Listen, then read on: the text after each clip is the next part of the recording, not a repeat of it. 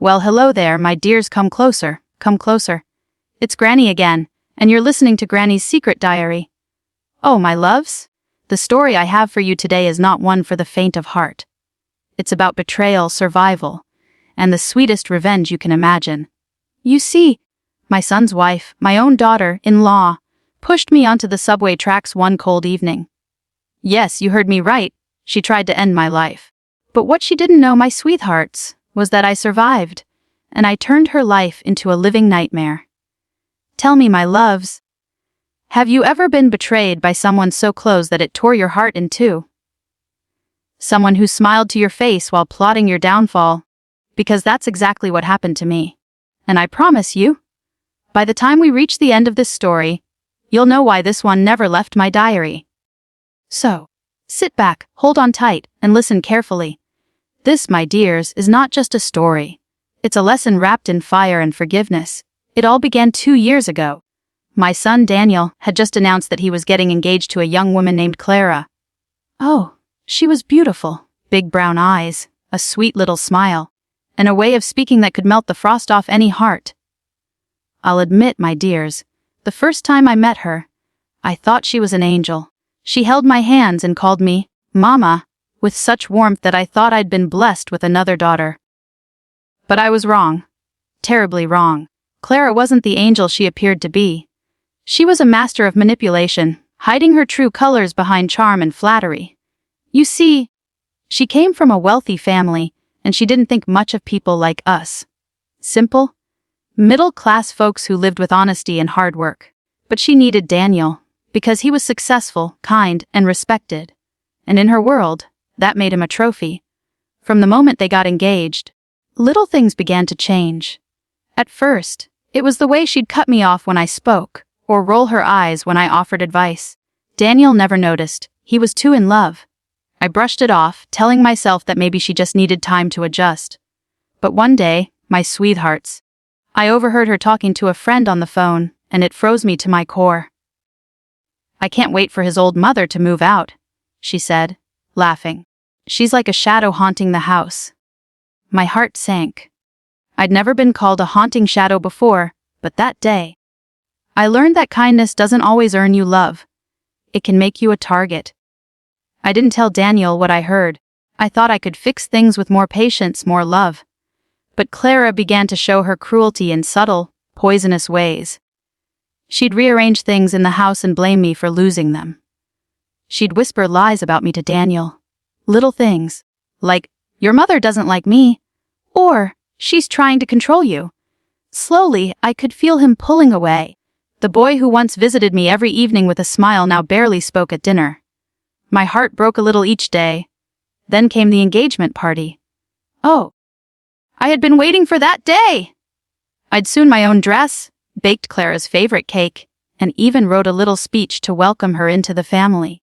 But just a week before the event, Daniel called. He said he was busy, that plans had changed. Something felt off. So on the day of the engagement, I decided to surprise them. I went to their apartment early, with a basket of flowers and the biggest smile on my face. I knocked. No one answered, but the door wasn't locked. Inside, the house was silent, too silent. Then, I saw them sitting on the couch, looking tense. When Daniel saw me, he sighed deeply and said words I'll never forget. "Mom, we eloped last week." My loves, I felt the room spin. My son, my only son, had gotten married without me. Clara looked smug, like she'd just won a war. "We wanted it simple," she said. "And we didn't think you'd understand." Oh, sweethearts, my heart shattered right there. All those dreams of dancing at his wedding, blessing him before God, watching him say his vows, all gone in a second.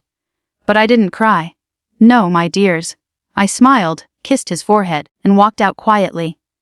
Because sometimes silence is louder than any scream. But the story didn't end there. A few weeks later, Daniel started acting strange. He'd call late at night, asking if I was okay, apologizing for things he didn't explain. I sensed something was wrong. And then one evening, he asked me to meet Clara at the subway station. Said she wanted to make peace. My heart softened. Maybe she finally wanted to start over. I wore my best shawl, the one my late husband had given me, and headed to the station. Clara was already there, smiling too sweetly. "I'm glad you came," she said. We stood near the edge of the platform waiting for the train. The rumble grew louder. She stepped closer and whispered, "You should have stayed out of our lives, old woman." Before I could react, she shoved me. Hard. The world turned upside down, metal screamed. People shouted and I hit the ground near the rails. I don't remember much after that, my loves. Just pain, confusion, and the smell of burning metal. But fate, it seems, wasn't ready to take me. A stranger, an angel in human form, jumped down and pulled me out seconds before the train thundered past. I woke up in the hospital with broken ribs and a fractured leg.